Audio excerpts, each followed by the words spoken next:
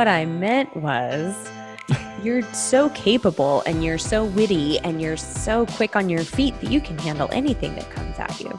That's a different story than last week, what you were saying. No, pretty sure you put those words in my mouth last week. You know what? I am way more concerned with what I heard than what you meant. That's good. That's a good one. It's going to be honest with you.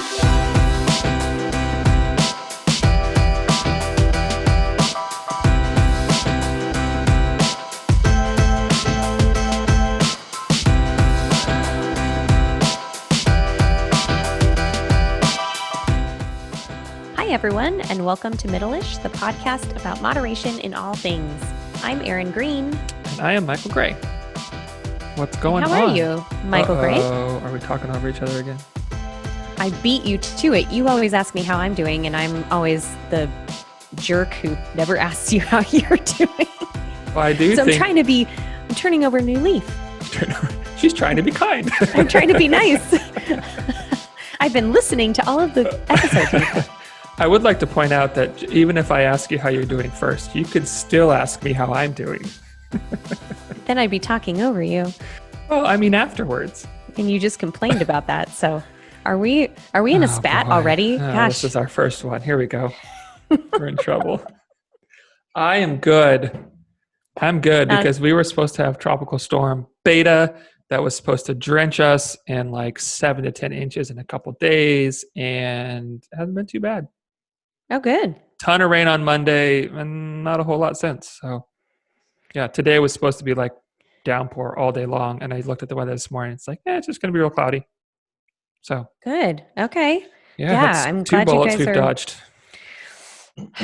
Well, you still have almost the entire Greek alphabet to go through. So yeah, we have like over 2 months left of hurricane season. So oh my gosh, I can't believe it. Yeah. 2020. It's always difficult to see on the maps when you see where the storm is going to hit and where the storm surge and the rainfall is expected to land, because I'll just look around the Houston area and be like, Houston's all in red, it's going to get hit, and then you're like, we're okay, like I'm glad you guys are staying safe. Yeah, because both of the forecasts for the Hurricane Laura and then this were like, yep, you're just going to get hammered, and we've lucked out, so. Yeah. I would also like to point out that I'm drinking tea today. I usually am drinking coffee, but I'm drinking tea because last week, if anyone listened, Erin was just berating me for being an idiot, basically. Just hammer. We stopped recording the podcast and I got off and I cried a little bit. Oh, you are so full of it. I think tea makes you spout off inaccuracies and create drama in your own head. I don't know what you're talking about. But you were the one that was making fun of yourself for saying silly things. So that's not how I remember it. It has to be like good cop, bad cop. There has to be like smart podcaster and dumb. I mean, maybe inaccurate. I don't think that's helping your case, Erin. But I'm drinking tea today, so I can steep it.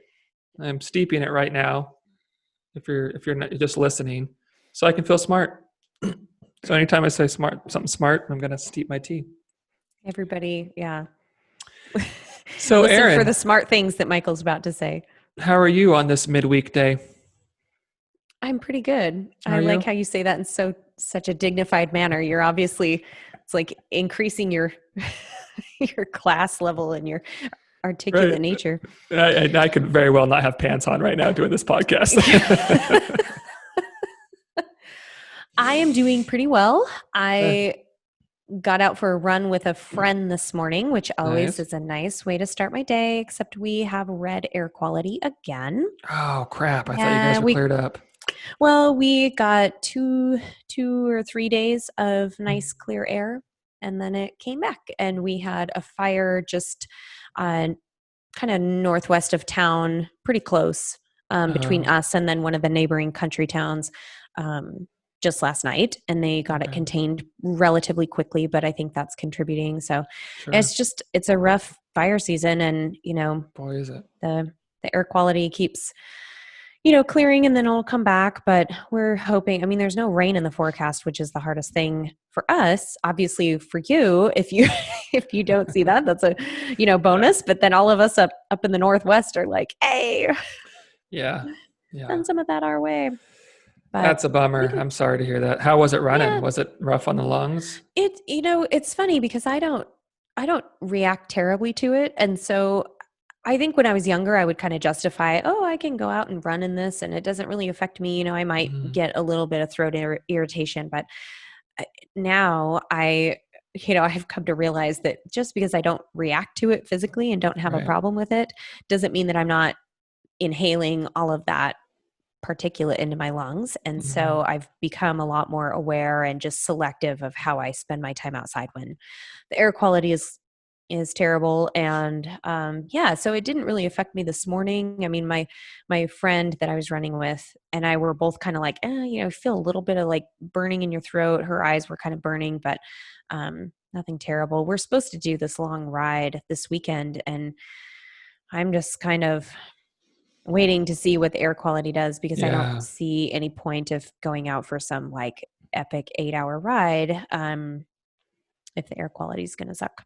So kind of a bummer, but probably wise. Yeah. Yikes. But we get to tonight, we get to do the picnic outing and live music that we had planned for my birthday and had to reschedule. So we'll do that tonight. Air quality is definitely better than it was on my birthday, but still, so we'll do that. Good. That'll be good. Fun. Cool. Well, should we get into today's topic? Let's talk about it. It's a super sexy topic. You guys want to talk about vegetables? Because we're gonna. Oh my gosh, I can't even take you seriously when you say vegetables. Really? I said it in a sultry voice. Talk about veggies. Want to go back to my place and eat a salad? I'll steam some broccoli. Now that's a pickup line. Is that what got Kat raptured? Oh, it was probably worse than that. Yeah. How about some boiled carrots, baby? Yeah. Some butter on them. So, okay. We're sorry, guys. We're really trying to make this exciting and put some emotion into this topic. And it's just about as boring as it could get. I think it's going well, personally. This is probably our best podcast episode to date, I think. I think that veggies just are... It's so sad for that entire food group because there's just no real way to get like super excited about it. I mean, you can have cartoon character veggies. You can put on costumes and dress up like a veggie. You can make them into fun little faces and things on the plate. And it's just like, you have to really try hard to make vegetables an engaging and exciting thing to talk about. Unless you're a super nerd like me, and then, hey, we'll talk about veggies all day. Yeah, but now I'm just thinking that we should have had veggie costumes on for this episode. Oh, damn. What veggie costume would you, if you could pick any veggie costume for this episode, what would you be right now? Any. So I'm the only veggie costume that comes to mind is one of my dietitian friends sent me a picture when I was in grad school of her dressed up like an ear of corn. And so she and like these other dietitians, I think there was a pea pod, a carrot, and an ear of corn. And they all just, they're these big foam vegetable costumes with her face like, hi. And she just sent me this picture out of the blue. I hadn't heard from her for weeks or anything. She sent me this picture and the caption just said, corny. And I just, one word with this picture of her dressed up as a vegetable. Now, anybody else would be like, what the? You're like, yep, but dietitians were like, hey, yeah, cool. Nice outfit. Looking good. Nice. So maybe I'd dress up as like an ear of corn, An ear of corn. Kind of, yeah. I'd probably be a sexy carrot. A sexy carrot? Yeah. Well, because, I mean, naturally. Yeah. I mean, I didn't want to, have to point it out.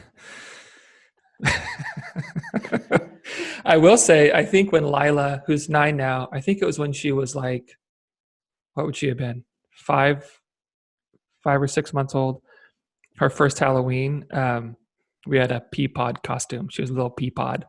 Oh, And so it that's was like cute. this I've pea seen pod, that. and her face was like one of the peas in the pod. It was freaking adorable. Yes, Yeah. it's cute. Yeah. Do you But do Bitmoji? Have you ever done that? some, yeah. I have a little Bitmoji that will dress up in different costumes, and I think she's had her face inside like a turnip or a beet before. Maybe I've seen So that all you see one. is her face, and then it's like a turnip or something. And I personally, I mean, I like a lot of vegetables, and we'll get into Mhm. that in a second. But turnip is one that I just have not quite found a place for in my eating pattern. And so I kind of, that's my appreciation for the turnip, is like, I'll Mhm. put it on my Bitmoji and I try and provide some promotion because I don't cook with it, you know? don't think I've ever had a turnip. Really? I'm pretty sure I haven't. So if you were a client of mine and if we were in a consult, I might ask you if you were interested in changing that. And I would say no. Damn, that one fell flat. No, Well, actually, I don't even remember like seeing them at the store or anything. I mean, I'm sure they're there, just not looking for them. But yeah, I'm pretty sure I've never had one. But yeah, I should try think a turnip. I tried them when I was growing up, and Mm-hmm. I mean, we could get into that. Like, what was your childhood like with veggies? Mm-hmm. Mine, we had veggies at every meal. I was not a huge fan. Um, like, let's see, what vegetables did I like? I liked carrots, like the big old, like my girls like this now, like the big old, it's like a full carrot, like Yeah, Bugs Bunny. I liked that. I liked pickles. Um, pickles don't count. I kind of do, right? Um, that may have been it. I Carrots liked, and I pickles. liked corn. I like a corn on the Hmm. cob. Which Wasn't actually, much and I mean, cabbage. oh yeah, I like I chose cabbage. corn on the cob as my costume, but corn I put into more of a grain category than a veggie Sure. category. Yeah. Although, and I meant to look that up, why corn is considered a vegetable, probably the way it's listed with USDA. That's why a lot of what we Yeah. refer to here in the US as vegetables is, categorized as such because of Mm. how the USDA categorizes them and where you find them in the supermarket. But anyway, yeah, Well, it's kind of like corn is tomato, right? Like, doesn't tomatoes profile more like a fruit? botanically, it is Yeah. a fruit because it has seeds on the inside Hmm. and grows from a flowering plant.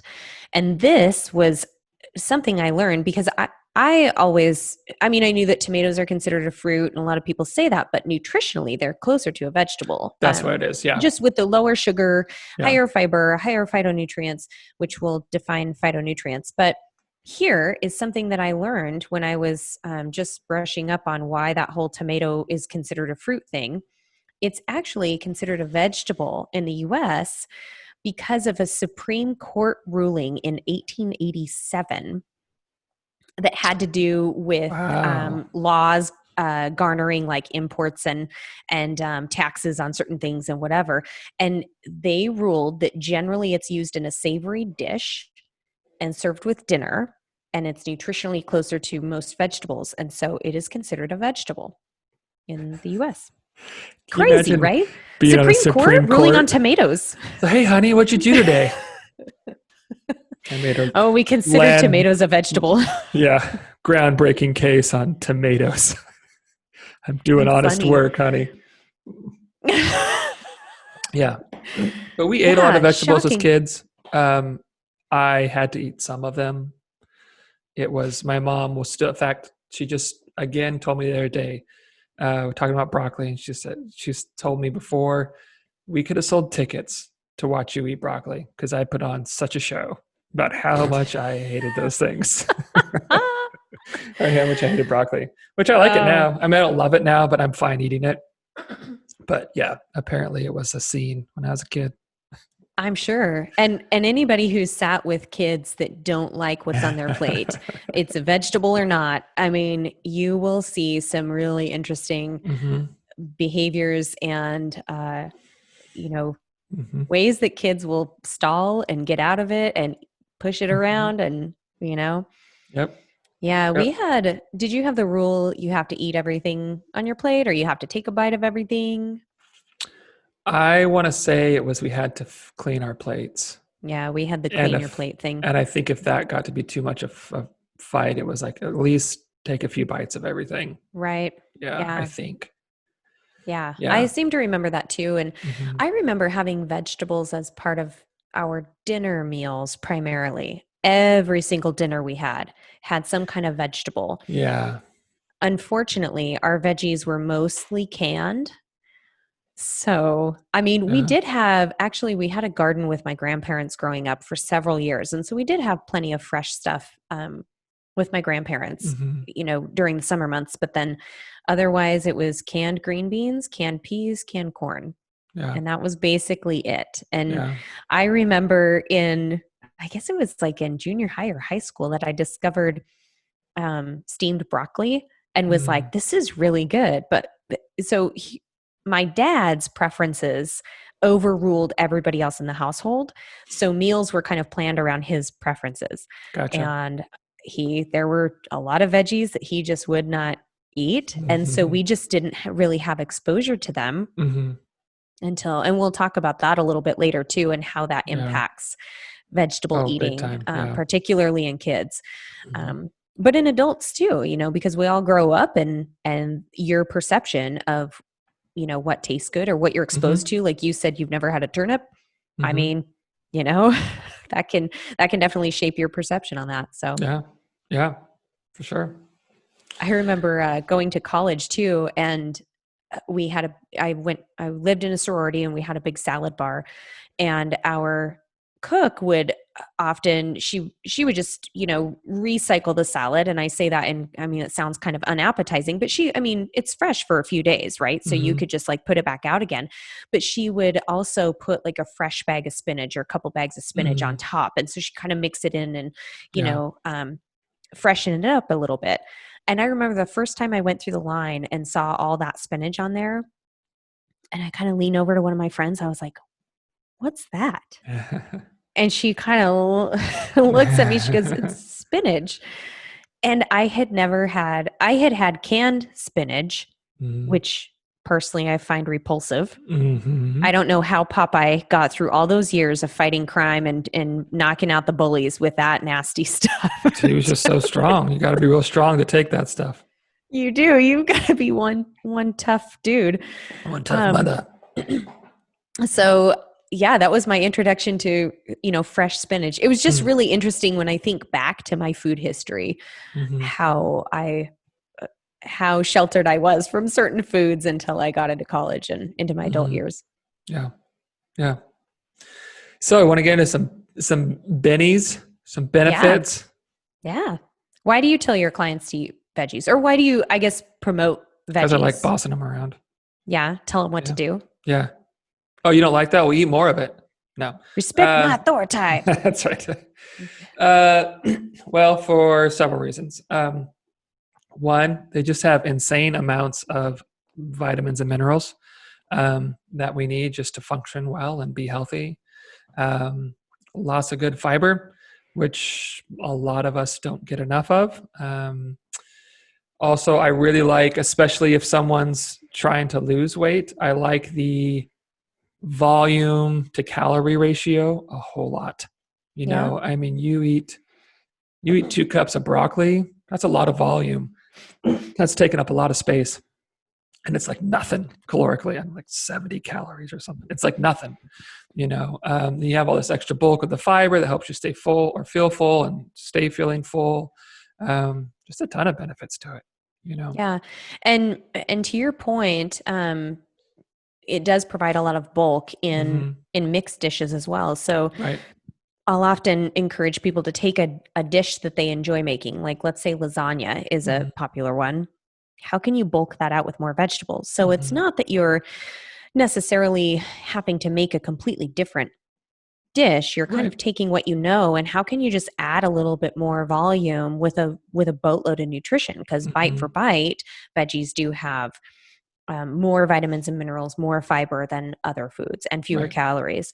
So when we are talking about weight management, or we can get into some of the health benefits of vegetables specifically in a sec, but that's a really easy way to just Mm-hmm. like, how can we add more vegetables in?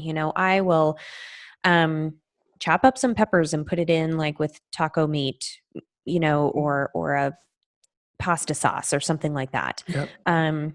Chop up some veggies and add them to like a breakfast burrito with eggs. Yep. How can you just add those in? And like you said, it makes it a little more filling, Mm-hmm. adds a lot of nutrition for very few calories. So, Yeah. Well, and they're that's a also big benefit. affordable too. I mean, they're Yeah, typically not real expensive. They're pretty cheap. I mean, just about all of them. which is interesting because do you often get that argument that eating well is expensive, that eating mm, healthy foods is expensive? Not a lot, but some. And I Mm-hmm. think I think what people are assuming is, okay, that means like organic. Mm. Everything's Yeah. organic. And maybe they're comparing it to like the dollar menu at McDonald's. Like, sure, Mm-hmm. if you're getting 3 cheeseburgers and you're stuffed for $3, okay, maybe compared to that. But if we're looking at just like good quality nutrition, compared to a lot of the other stuff people eat on a regular basis, like it's pretty affordable. It's not that bad. It can get expensive, but it also does not have to be crazy expensive.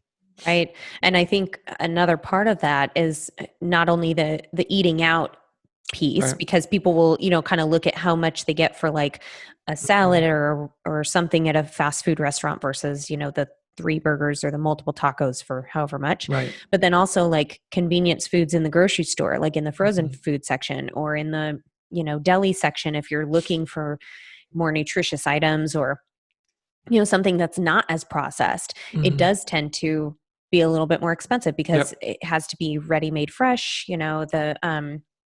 To eat fresh vegetables and enjoy those, they need to be kind of rotated through more quickly, and Right. so they do mark up those prices. So I Yeah. think that's just a little tangent, but it's interesting when people tell me that it's more expensive to eat healthfully, and coming from a background working with families that are, I mean, I worked in the WIC program, and so I'm Mhm. very familiar with the constraints of working off of a food stamp budget, and working off of a very meager household income, and trying to still put nutritious foods on the table. Right. There are ways to do that and to include plenty of vegetables in that eating pattern, Mhm. um, and still, at an affordable price.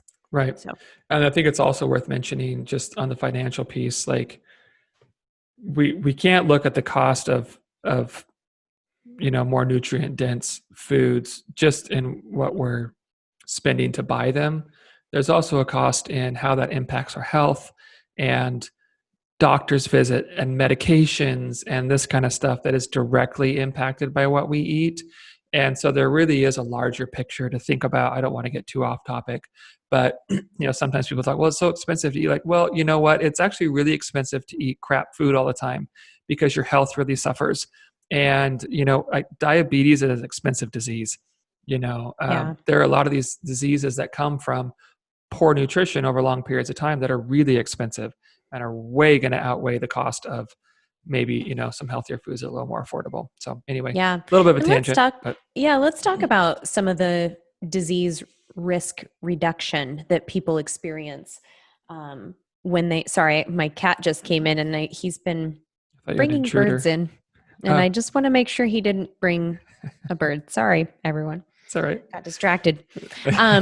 So some of the disease risk reductions that we see with vegetable intake, I mean, basically all of the top morbidities that we see in the United States are related to can be mitigated with increased vegetable Hmm. intake. And we're not talking about going on, a an overhaul of your diet where all of Right. a sudden you're eating vegetarian or vegan, and you're, exploring all of these new vegetables. It really could be, that risk could be reduced by including even one more portion. of vegetables in your diet than above and beyond what you're currently doing. Mm-hmm. So it can be very doable for people. And we're talking about cardiovascular disease, which is the number one killer of Americans, in terms of, in any terms, I guess, but in terms of disease risk, it's definitely the leader. Vegetable intake helps with that, reducing cancer risk, reducing diabetes risk, and managing diabetes and blood sugar. As to your point, including non-starchy vegetables and even starchy vegetables in certain amounts and within the constraints of somebody's management of their blood sugars. Right. Is a far more economical way to manage that condition than insulin with medication and insulin and 100%. I mean, insulin's crazy expensive. Like if you took the cost of an insulin pen and spent a quarter of that on vegetables in the month, I mean, and with no ill side effects, massive impact. None. That's the other thing. Like, if except being more awesome. I know, and just enjoying maybe regular poop. That's kind of nice. I think that's the first time. I think that's the first time I've brought up poop on this podcast. But for those of you who don't know dietitians, we talk about the whole transit of food. So in having fact, I would say a nice regular bowel movements is important. So. And probably off air, whatever you call it, like when we're not recording, Erin probably talks about poop half the time. Like, she just really loves to talk about it. So it's just a dietitian thing, I think. For those of you who haven't noticed already, Michael is full of poop today with his with his jokes and his quips. You're so clever. That tea is doing the magic, buddy. Yeah, he's laughing so hard he can't even speak right now. I like how you said you're so clever, and you did not mean it at all. You're so clever, aren't you? Yeah, speaking of poop, you're full of shit, Michael. So moving on to some of the other benefits, how about fiber? We already talked about poop, so we might as well talk about fiber and gut health. Yeah.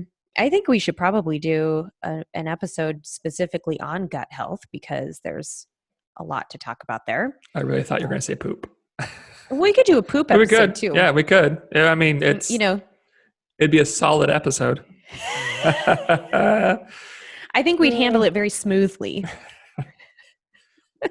That would probably be a long one. We'd be wiped out by the end.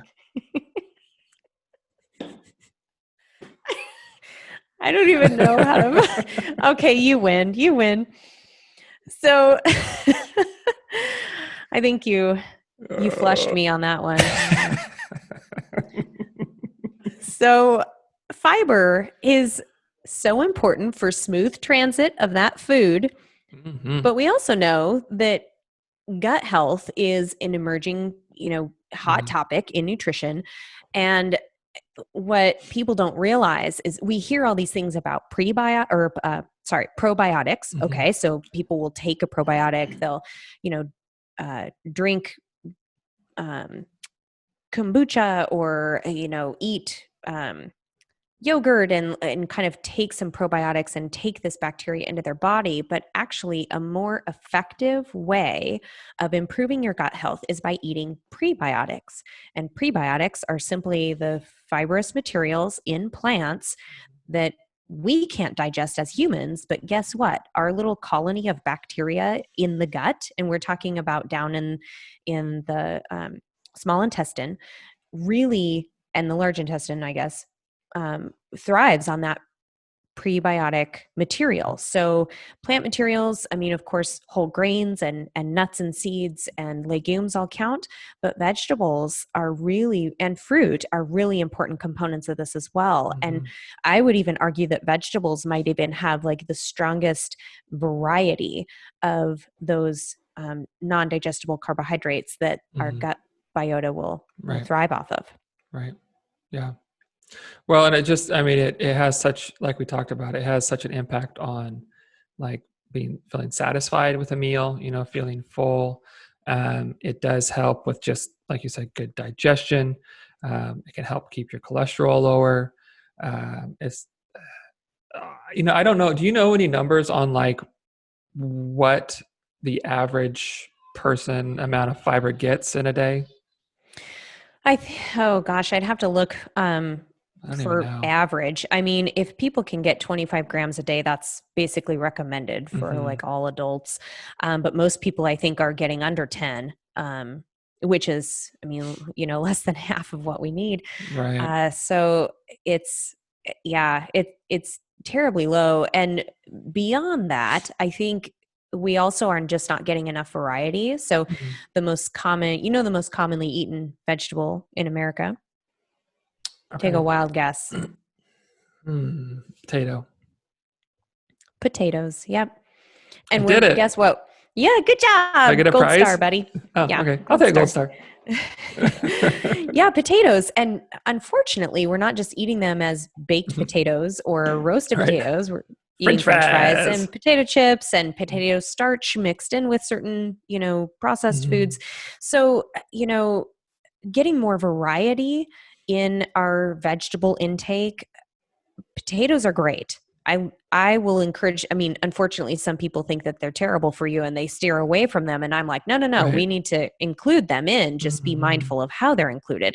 But also, let's look at color, shape, and type of the vegetable. The different varieties that you can get that not only will improve how it looks on your plate, it will improve texture of your meals. Like you said, it will make Mhm. things more filling and kind of well rounded, but that also will help that gut microbiome that we just talked about Right. be more diverse and be more robust because you're feeding all those different kinds of bacteria that need that nutrition to grow and Right. proliferate.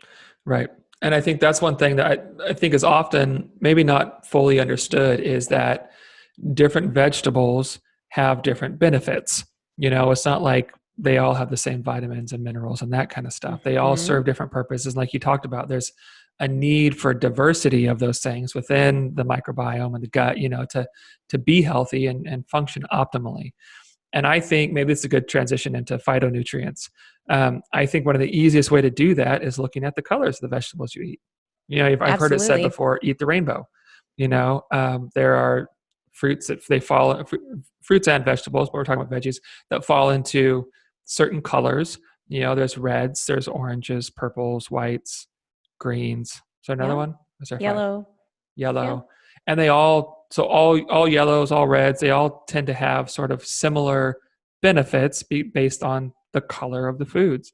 And so if you make sure that you're getting a real variety of colors of vegetables, you're probably going to be covering your bases on the diversity that your body needs. Yes. And that's a really good point when I would talk with people specifically at WIC because it was often hard. We're working with Mm-hmm. families with young kids, which we'll talk about a little bit later, how that comes into play with vegetable variety and intake. Mm-hmm. But, they would kind of tell me like, oh, I don't really like vegetables. All I'll eat is carrots or I'll just eat salads.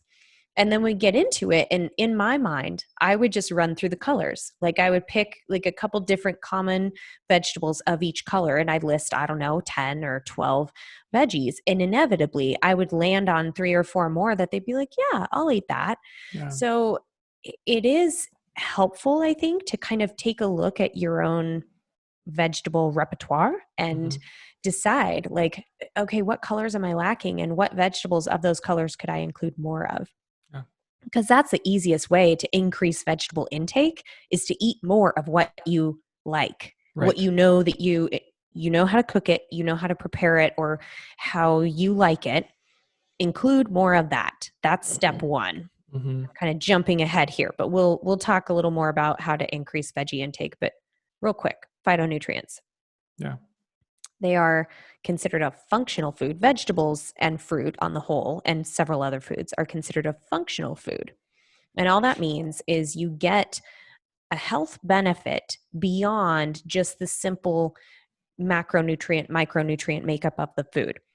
So, beyond all of the vitamins and minerals that you just highlighted with the different colors and types of Mm-hmm. food, phytonutrients are an important functional part of that food. So, we'd be Mm-hmm. talking about things like lycopene.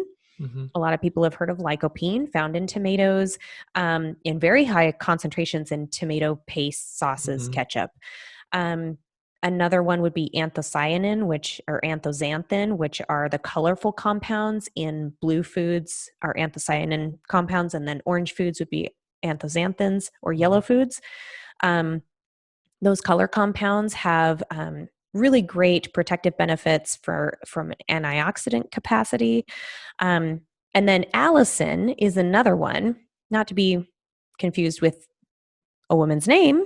Allicin is a compound found in onions. It's actually the thing that makes your eyes water when you're chopping onions, allicin.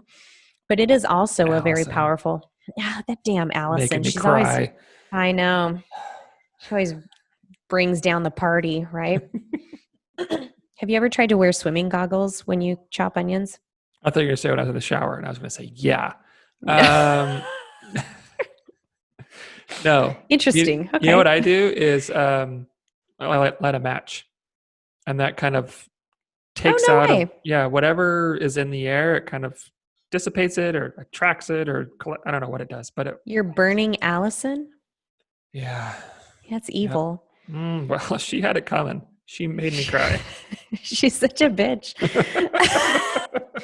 Oh man, you guys. See, we're making veggies interesting. So any Allisons listening or watching, we're sorry. Not you, a different Allison.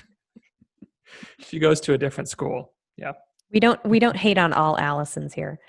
So allicin is a very powerful phytonutrient as well. There's a whole ton of others, and they all have very complicated tongue twistery names. So we're not going to list all of them, but just know that when you're eating vegetables, you are often getting a benefit above and beyond just what your little tracker is telling you, or that you know that this has vitamin A or this has vitamin C. There's a lot of other stuff going on there. Yeah. I might be wrong here, but don't some of them have like antibacterial, antiviral benefits? Probably. Is that right? Yeah. I can't name off the top of my head, but you can't be wrong on tea day, Michael. Then I'm right. Tea day. Yeah, then you're right. I guess Michael. Clearly right. We might have to look that one up and come at it another episode and talk about that. Maybe when we're talking about immunity or something, maybe we should talk about that later. We could as we get into like flu season and whatever. And but yeah, I'm sure that you're right. And beyond that, there's all kinds of traditional medicinal practices that include herbs, fruits, veggies, whether it's ingesting them or using them topically or anything like that. So, or in teas, so. Okay. So, any other benefits? I was going to shift gears.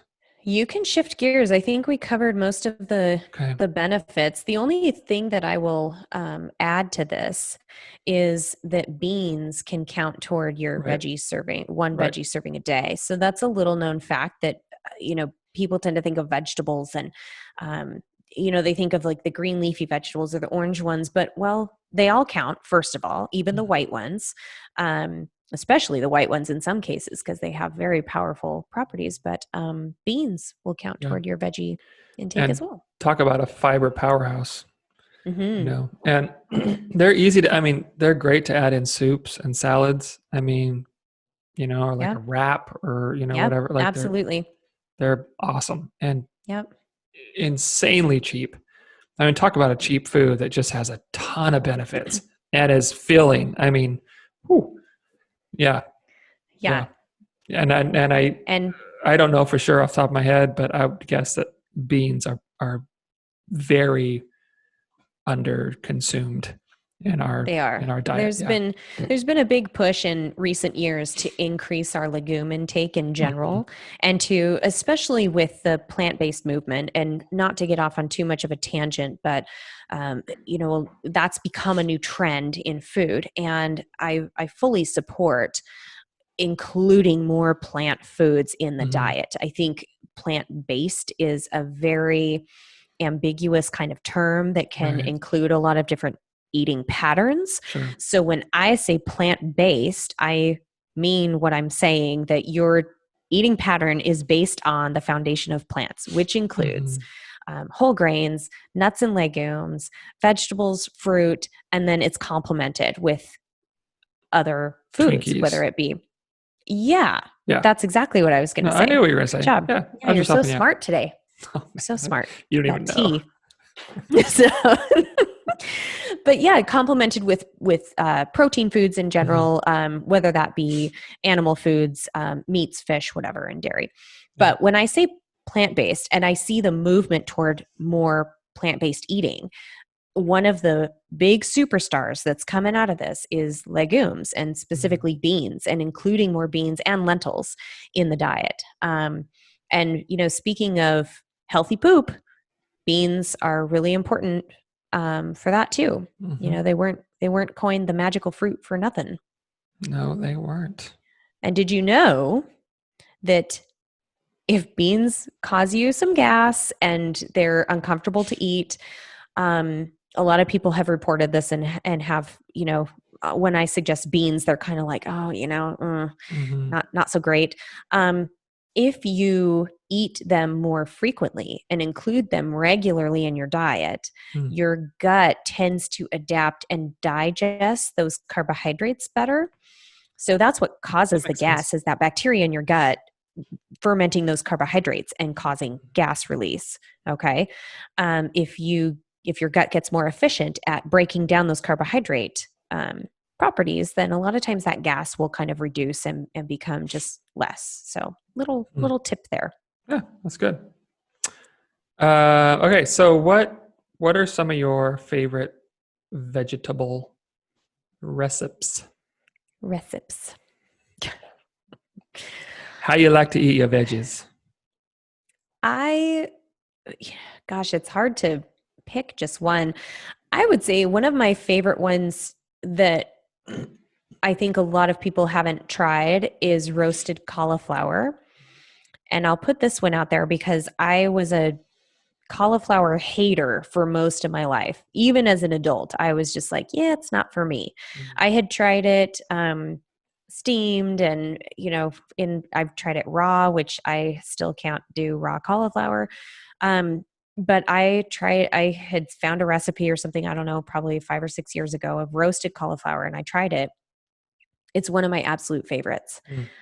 Goes with just about anything. We actually had some last night with chicken tikka masala, so a nice sauce and kind of like strong flavored main dish that goes with it very nicely. So it's probably one of my favorites. I'm really big on salads, just because when I make a salad, it includes all 5 main food groups. I mean, it has a ton going on in there. Yeah. And I think it's just a really great way to include color, texture, lots of different kinds of vegetables. And so it's a great way to boost variety too. So those are probably a couple of my faves. How about you? I like salads a lot. I like the diversity. You can really make them a really well balanced meal. Just a bunch of veggies. Right now, I'm big in I'm doing chicken, lettuce, spinach, carrots, tomatoes, strawberries, Oh yeah.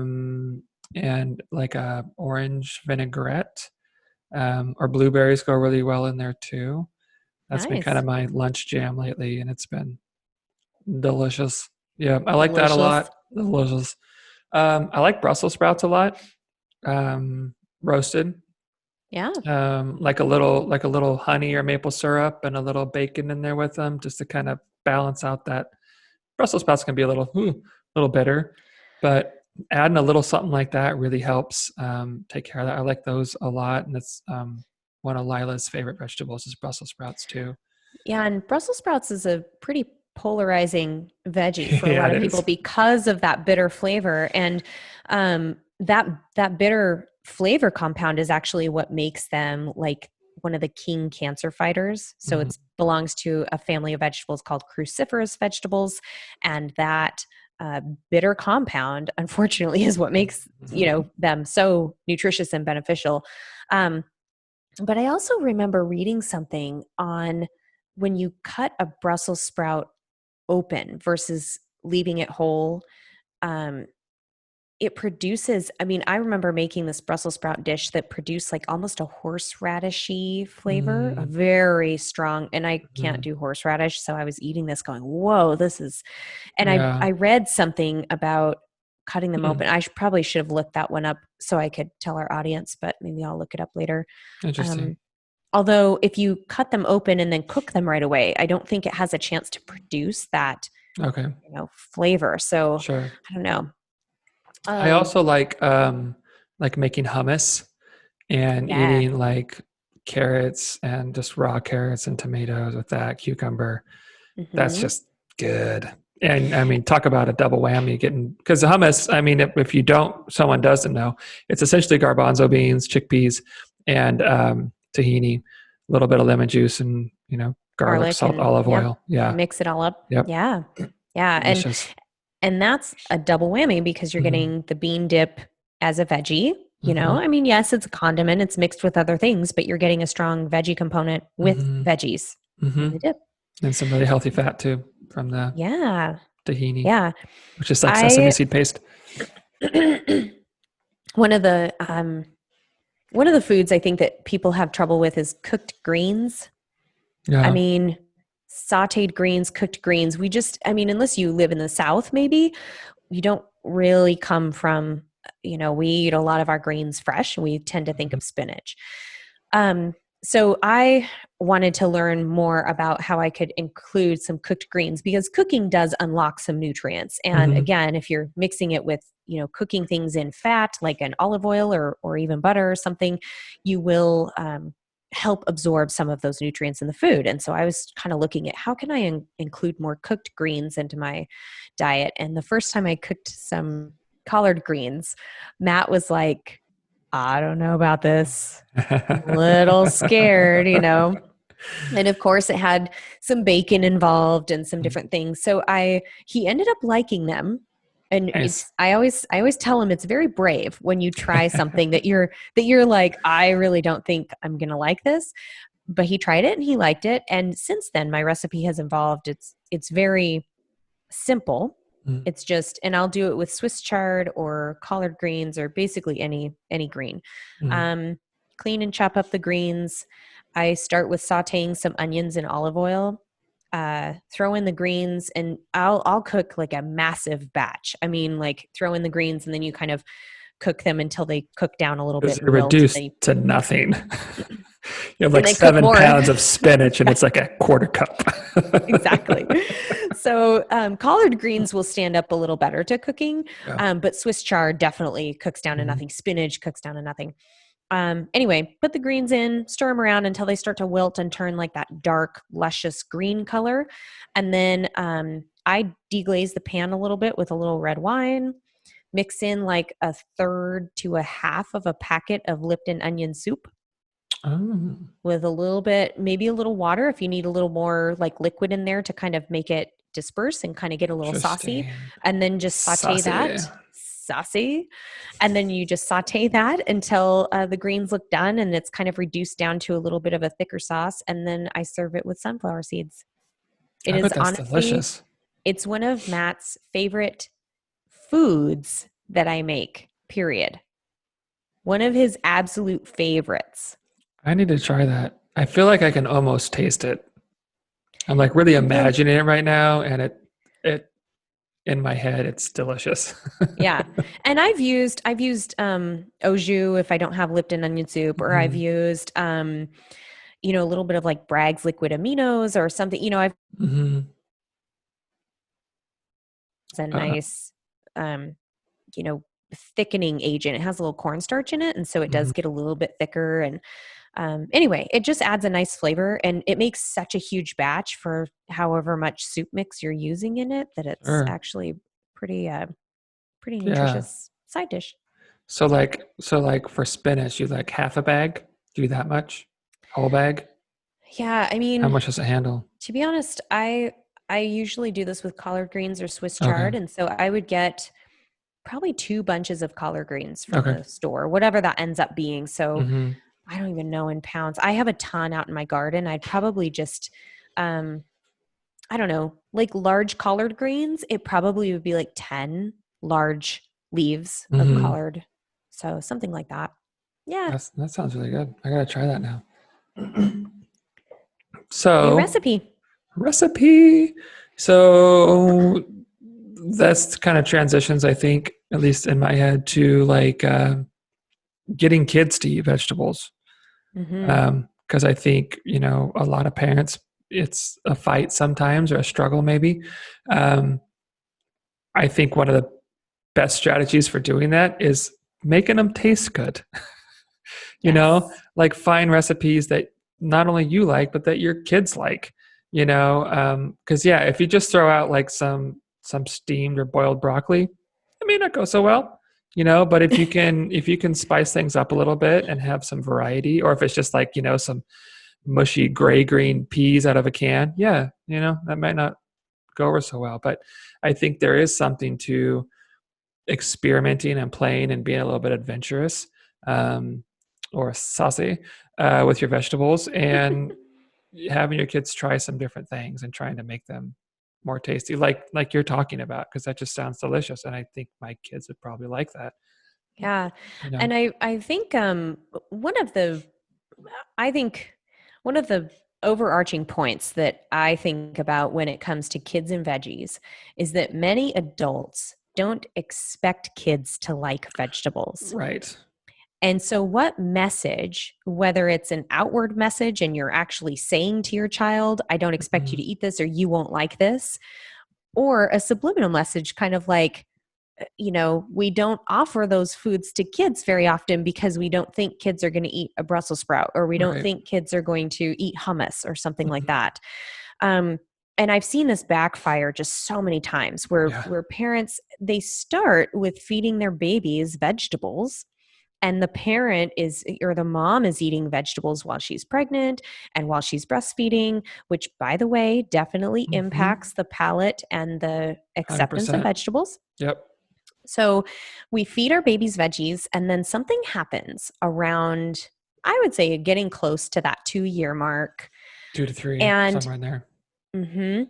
And if we kind of look at child development and what's happening at that stage, children are becoming far more mobile in their physical environment. They are exploring that environment, and it's not very safe. So to have that instinct of being cautious about things is a very important thing for children to have. And that includes being cautious about food. So a lot of children will experience this neophobia, where they don't want to try anything new. They don't want green things. They don't want mushy things or whatever. And so they start getting this, I guess, this aversion to certain foods, and they stick with their safe spot, which is like this very short list of foods that I know I will eat. So how do parents navigate that? Well, the first thing is to always include those vegetables as part of a normal day. Right. Make them interesting and fun if you want to. I mean, call the broccoli little trees and, make a face on the plate. I mean, kids like that kind of stuff. But try not to pressure or bribe. Hey, if you finish your veggies, you can have ice cream for dessert, that kind of thing. It teaches the child that, man, if I have to be bribed to eat this green stuff, it must not be very good. Yeah. So once you start putting food on a hierarchy like that, kids see it. Right. And they will receive that message. Yeah, no, 100%. I think it also kind of sets people up for trouble down the road and just a relationship with food, because then it's like the only purpose of eating vegetables, it's like a reward kind of thing. It's like, oh, I got to eat this thing, so, and then I can have the thing, Exactly. And that's just not a good place to be with such an important food group to include in our diet. Yes. And also understand that it's very normal for kids to go on food jags where they love a certain food and they'll eat it like for 2 or 3 weeks straight, and then they don't want anything to do with it. Don't try and make sense of your child's seemingly bizarre eating interests. Just roll with it and keep preparing foods for the whole family that are nutritious and they're varied and served in different ways, and that you are eating yourself, because that's another thing that I see is the Mm-hmm. parent is not willing to eat the vegetables, but then Right. they're like pushing them on the kid, Good and that's luck. not going to work either. Yeah. Yeah, because actions speak louder than words, or one Mm-hmm. one parent will eat the vegetables, but then the other parent says, I don't like the vegetables. And so the kid is Right. like, well, I want to be like, Right. mom over here and not eat them or something. So, Right. Yeah. I also think there's a lot of ways you can include them in like a main dish, hmm for kids. Like let's say for example, I'm making lasagna. I actually like last time I did this, I kind of measured out and I had spinach and chopped up Roma tomatoes and shredded carrots and shredded celery and onion and garlic. I think that was it. And I kind of added it all up and I put all that in the sauce, right? hmm And then just cooked it for a while so everything gets soft and no one knows what's in there. And it was like 9 or 10 cups of vegetables in this lasagna, which is a huge addition compared to Yep. just normal sauce, Just sauce. Yeah. and no complaint. I mean, my kids like all of those, but still no complaints at all. And because it's part of things, adding them into soups, stir fries. A lot of times in the morning with scrambled eggs, we'll put spinach and tomatoes and sometimes peppers or whatever, making them a part of a different dish as opposed to a standalone, I think is a good way to get kids to eat more of them and also introduce them to maybe different vegetables. Like this is the thing we had in the egg. Remember those eggs that you liked? This is the same thing. It's just not in the Yes. eggs. I think that's can be a really good strategy. I also think including kids in like the cooking, because I've noticed with my kids Oh, totally. when they're a Yeah. part of the process or even a part of the decision making, like, hey, what vegetables do you want to eat this week? I'll get them at the store. Or what do you want to try? There's more investment and there's a little more buy-in from them to give it a shot, an honest attempt. Yeah, I love that point of including the kids in the process. And Mm-hmm. that's another trick that I'll encourage parents to do is, take your kid to the produce section of the grocery store or to a farmer's market, better yet, Mm-hmm. and let them pick something, anything. Pick a Mm-hmm. veggie. I don't care if you don't know how to make it. If your kid picks an eggplant or if they pick, prickly Yeah. pear cactus or whatever. I mean, man, you guys better go home and look up a recipe and figure it out, because it really helps the child, first of all, feel like they have some control or input Yeah. into what they're eating. But then Yeah. it'll probably force you to eat some things that you're not used to eating, or try some new recipes. And I've had a number of parents come back to me and say, oh, so we tried this and it was really good, and we didn't know that we liked this vegetable. And Mm-hmm. they might try something in a new way. Like maybe they've had baked sweet potatoes, like Mm-hmm. steam them before, but now they're going to try roasting them, and it just presents a whole new set of Right. flavors and texture going on. Right. So yeah, that's a great idea too. And kids are more likely to eat things that they have had a hand in choosing and preparing. Helps build familiarity with that food. So Right. Otherwise, yeah. it can seem kind of like just a forced issue. hmm Like I've decided what you're eating and you're going to eat it. That's not a great way to set up someone for success with Yeah. trying something new. You know what I Isn't mean? that isn't that your MO with your clients? Isn't that what you said? Eat your vegetables. Yeah, basically. Yeah. Yeah. That's why I'm a terrible Okay. coach. Something you also mentioned earlier about adding vegetables into different foods. I wanted to mention that herbs can go a long way with that Mhm. too. Anything that adds good flavor to the food. So we can't forget that vegetables add flavor. Mhm. I know that some people are very sensitive to those bitter compounds, and by the way, those are super tasters. There's Mhm. actually a term for these people that are like they taste very offensive, very Mhm. bitter flavors in these vegetables. They think that that's related to gene expression. I think there might be a term. Don't you have a term for those? Oh, the substance? That substance in the veggies you were Yes, I spouting do. off? Are you talking about 6N propythiouracil? Is that what you're talking about? I think I think that's what you're talking about. I'm convinced Michael is making this word up, you guys, It's because I just can't find 6N it in any articles, but propythiouracil. I didn't practice that word like 10 times before we started recording. so just to finish my thought on that, there are some people that are super tasters, Right. and I think especially kids can be super tasters and then actually adapt later in life to enjoying more flavors, and those flavors aren't quite as strong or offensive. But there are some ways to kind of introduce some of those flavors in, I would say, smaller portions, and as Michael pointed out, in mixed dishes, so that you might have a little more complementary flavor going on. Yep. And just try them out. If your child tastes something and like really finds it terrible, they're spitting it out, they just can't stand it, then don't get upset. Right. Maybe consider that there's some compounds that are very flavorful. And a good response to that is, oh, so you might not be ready for that one yet. We'll try it again another time, or we can try it in a different way, rather than you don't like that food. So Right. how you talk Right. about that makes a difference. Absolutely. But to that point, I mean, a lot of vegetables can add really wonderful flavors to foods. Like, for example, the sauce you were talking about, or the lasagna you're talking about. Adding a little garlic, adding some onion tops to foods, and even carrot tops. Do you eat carrot tops? The greens? No. Yeah, you can chop them up and put them into salads. You can put them in Really? sauces. What do they Yeah, taste you like? can. They have just a very light, I would say almost grassy kind of flavor, but that can be a nice, it's a light herb flavor, I would probably say. So I can't really compare it, maybe like a parsley kind of Okay. thing. Okay. But I've seen it put into pesto. I've seen tons of people use those carrot tops. So if you have a garden, or if you buy the whole carrot, I mean, a lot of people just go the baby carrot route, and that's Right. fine. But those carrot tops can be used in cooking as well. Yeah. So I didn't know that was a thing.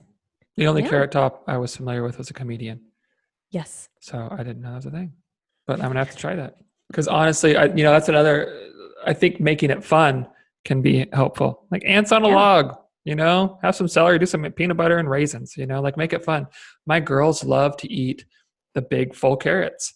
We wash them yeah, and peel them, and they just munch on it because it's a fun way to eat it. You get to walk around the house and crunch on this thing, and it's just fun. I think that can yeah. help too. So And back in the day, we're gonna date ourselves here, but I used to pretend I was Bugs Bunny heck when I'd yeah. be chomping on a carrot. Mm-hmm. Kids don't even know what Bugs Bunny is these days, and I'm like, oh darn it, Yeah. what's Lila up, does. Doc? Lila does. Sophie Oh, doesn't good. yet, but You're succeeding as a father. If she doctrinated knows he her. bugs. Looney Tunes. Um, I just was reminded of a story that one of my friends told me years ago. She had I think a 10-year-old daughter that was a very picky eater. Mhm. And unfortunately, sometimes that's like the first thing that parents will start talking to me about is like how their kid eats, like I'm going to judge, or like I'm worried I was staying with this family for a weekend. And so I'm sure they were kind of like, oh, we need to, Mhm. have some preemptive conversations here. And she said, man, I can't get her to eat any vegetables except the one that she does like. I mean, I know these have like no nutritional value, but she's just really hooked on those sugar snap peas. And I was like, no nutritional value? Like where? And I kind of asked a little bit. I mean, I didn't want to get too deep into this Hmm. because, food can be, childhood feeding can be a polarizing topic. But I said, oh, that's interesting. You don't see those as nutritious? And she goes, well, I know they're a starchy vegetable, and they're not a leafy green, and they're not this and that. And it just like really struck me that this parent had this impression of what kinds of vegetables her child should be eating, Mhm. rather than actually celebrating the fact that one of her favorite Just eating them. snacks was a sugar snap pea, which, by the Right. way, has tremendous nutrition. Phenomenal. So I just, to all the parents out there that feel like, oh, all my kid will eat is this food, and you Mhm. don't think it's the perfect food, or it doesn't fall into that, like, contrived superfood category, Mhm. let it go and Yeah. focus on what your kid will eat, and how we can build on that, and how you can maybe include more of that food, that vegetable food that your child will eat. Yeah. Because there's no like true hierarchy. It's just different. The veggies are Right. different. They provide Right. different nutrition. So I remember feeling really badly for that mom, but also being really confused too. Like, wow, where did she get that message that Yeah. this was not an okay Well, veggie I just to heard eat? that within the last week, maybe the last few days, about carrots.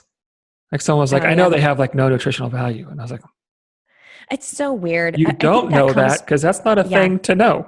yeah. Like, what are you talking That's about? false. Yeah. Yeah. I think that Okay. comes from people will tell me that they're high in sugar. And I'm like, Oh God. It's like what? Not. bananas. How many clients have you had scared to eat a banana because of the quote Oh, yeah. unquote high sugar content? Oh, Well, yeah. I know I need to not eat bananas. I'm like, Oh, no, yeah. eat bananas. Yeah. I don't think bananas are the problem. Willing to go out on a limb here. Say bananas aren't the issue. Yeah, I have yet to see a study that actually says bananas are leading to these poor health outcomes. I'm Right. pretty Yeah. sure that doesn't. In fact, potassium is one of the nutrients of concern that Americans are not getting enough of. And Right. while we're on the topic, there are several vegetables that have far more potassium than a banana. I know that bananas get that, Right. huge, halo because I they had a have good cramp. Eat a potassium. banana. Yeah. Yeah. But potatoes, Mhm. avocado, Sweet potatoes. mushrooms, Yeah. hmm Avocados are a a huge one. portobello mushroom, Pumpkin, right? beans. hmm Squash, I think. Yeah, we'll have some good Yeah. potassium, cooked greens. Mhm. So yeah, just know that too, that you're getting a lot of good potassium Yeah. from that. Yeah. So So you kind of um, started. How are we on time? Are we okay? I think we're I'm okay. A surprised we're few more talking minutes. this long on veggies. Man, we got a lot Lot to to say know. about this. See how exciting they are. So maybe this is a good closing topic, and you kind Uh huh. of parlayed into it. Did I use that word right? I hope so, because I need to sound smart. Um, it was a good segue. If parlay's wrong, I'll just cut it out. It was a good segue into just what if you really don't like vegetables? Yeah. What if you don't like them at all? And I think there's some really solid strategies to kind of help overcome that. Because I've had some clients that like right from the get go, like just listen straight up. hmm I don't like them, and I'm gonna fight you on it. Like Yeah. it's gonna. I'm willing to try, but I'm gonna fight you because I just don't like them. And so this information is from Precision Nutrition, but I think it's just a great strategy for kind of dealing with the issue of if someone doesn't like vegetables. I think there are kind of three reasons why, and you've talked about a couple of them. One is like how much were we exposed to them, like as a kid or even in the womb, because we develop preferences and tastes and that kind of stuff from, I mean, before we're even born. So if you don't like vegetables, you might be able to blame your mom a little bit. Okay. Sure. Also, there's that substance, the 6N propythiouracil, that is that bitter taste. And there are about 25% ish of people who are those super tasters that just taste this substance that just go, ooh, it's really, really bitter. The rest of the population, for the most part, just doesn't taste it. That's not a thing. And then third factor I think that can play into that is just like how much have you experimented? Have you really tried, throughout your life? You're an adult now, throughout your 30, 40, 50, 60 years. Like how many times have you just really tried to go, let me experiment and see if there's some things I can do so that I can like these more often. So precision nutrition has like a 3-step approach, which I really like. It's challenge, complement, and cushion. Okay. So the challenge piece is actually try some vegetables, right? Like just give them a shot. Try some new things, some ones you haven't done before. Try cooking them in different ways. Just experiment. I mean, worst case scenario, you don't like it. You're out maybe a couple bucks and a little bit of prep time. Best case And scenario, you learn something. and you learn something, right? Yeah. Yeah. And best case scenario, you find something that you can at least tolerate, and it's like, okay, I can eat that somewhat. Maybe you're not crazy about it, but maybe you find something you can eat on a regular basis. So just challenge yourself. Just try it and see what happens. The second one, complement, is looking at adding flavors to a vegetable dish that are also stronger in flavor. And because a lot of those vegetables do have that real strong bitter flavor, so what are other strong flavors that we can kind of match up with it so it's not so predominantly bitter? And those would be things like red pepper flakes or garlic, ginger, lemon juice, vinegar, Dijon mustard, that kind of stuff. Other things that just have really strong profiles. And then lastly, cushion, that's cushioning the bitterness. And these are things like sweets and fats that kind of soften the bitterness. They kind of tone it down a little bit so it's not so strong. And that would be things like maple syrup or honey, berries, bacon, butter, almonds, some of those sweets and fats that we, are just natural foods that that can kind of calm that down a little bit. And then again, I think just experimenting with how you cook them. Saute them, roast them, boil them, braise them, just eat them raw. Just try them different ways because, they really can have a real different impact on the taste profile or whatever, depending on how they're cooked and the texture and that kind of stuff. That's a really good list. Thank And you.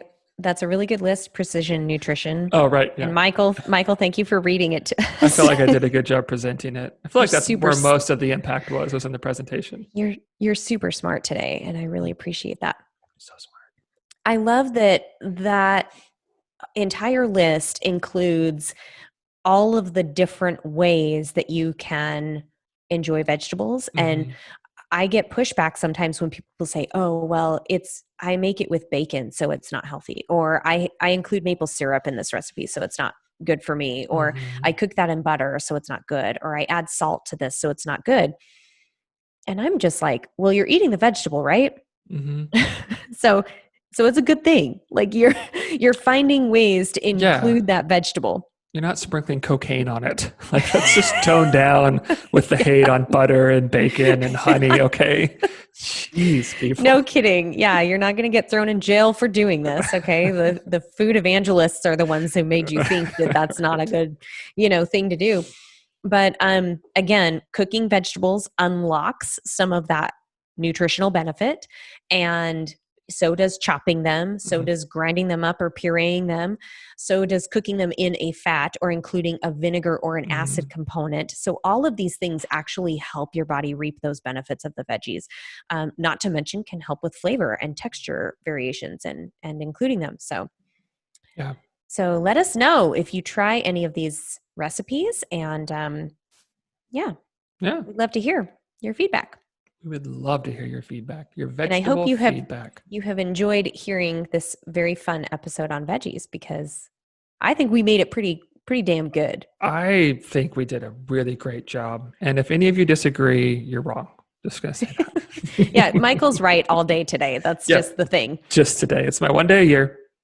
September 20, whatever it is my one day a year. 23rd. You're so smart, smarty 23rd. pants.